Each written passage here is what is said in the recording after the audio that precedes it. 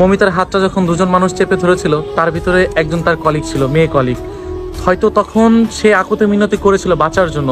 কতটা নির্মম হলে বা কতটা কাজ হতে পারে। হয়তো যখন তার হাতটা চেপে ধরেছিল তখন তার চোখ দিয়ে পানির বদলে হয়তো রক্ত ঝরেছিল। তখন তার বান্ধবী, ফিমেল কলিগ যেটা, তার দিকে বান্ধবী বলা চলবে না, হয়তো নেমোখারাম ফিমেল কলিগ হয়তো তার দিকে তাকিয়েছিল। হয়তো বা সেই মানুষটাও বুঝতে পারেনি, হয়তো তার চোখের ভাষা এমন একটা ভাষা ছিল যে আমি বাঁচতে চাই, আমাকে বাঁচাও, আমার দোষটা কি, এমন হয়তো আকুতি মিনতি ছিল। তবুও মমিতা পার পায়নি। কতটা নির্মম হলে মানুষগুলা এমন করতে পারে। 18-20 জন মানুষ তাকে নির্যাতন করেছে, 113টি শরীরে কামড়ে দাগ পেয়েছে। আপনি একটু ভেবে দেখেন তো যে মানুষগুলা কতটা জানোয়ার হলে এই জিনিসগুলা করতে পারে। সেগুলো হয়তো কোনো পুরুষ বা কোনো মানুষের ভিতরে পড়ে না। 150 গ্রামের মতো তার শরীরে সিমেন্স পাওয়া গিয়েছে। আমি আসলে এটা ভাবতে পারছি না যে আসলে মানুষ কতটা জঘন্য বা কতটা পশু হলে এই জিনিসগুলা করতে পারে।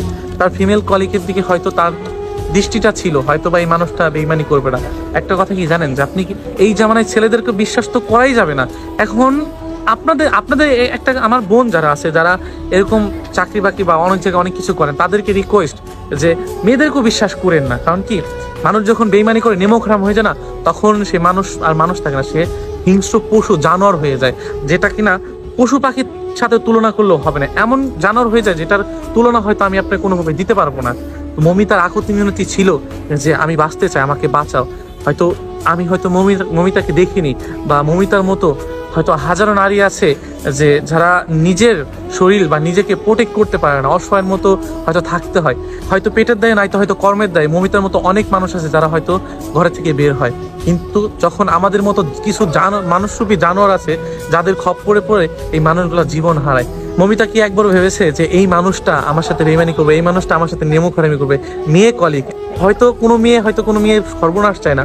ওইটাই বা কেমন মেয়ে যে একজন নারী হয়ে আরেকজনের নারীর সম্মান বিলিয়ে দিতে একটু দ্বিধাবোধ করলো না, বা তার চোখের সামনে মেরে ফেললো, সেটাও একটু চিন্তা করলো না?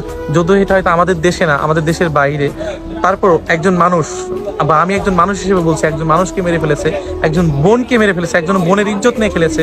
এইসব জানোয়ারদের আমার মনে হয় কি বাঁচিয়ে রাখার থেকে মেরে ফেলা ভালো। যদিও আমি জানি না এইটার বিচার কি হবে, তবে মমিতার মতো অনেক মানুষ আছে, অনেক মা বোন আছে যারা কিনা নিজের আত্মসম্মান বোধটুকু রেখে সমাজে চলতে চায়। তবে ফিমেল কোয়ালিটি নিয়ে আমার বলার মতো কিছু নাই। ও হয়তো কোনো মেয়ে না বা কোনো নারী না, ও হয়তো কোনো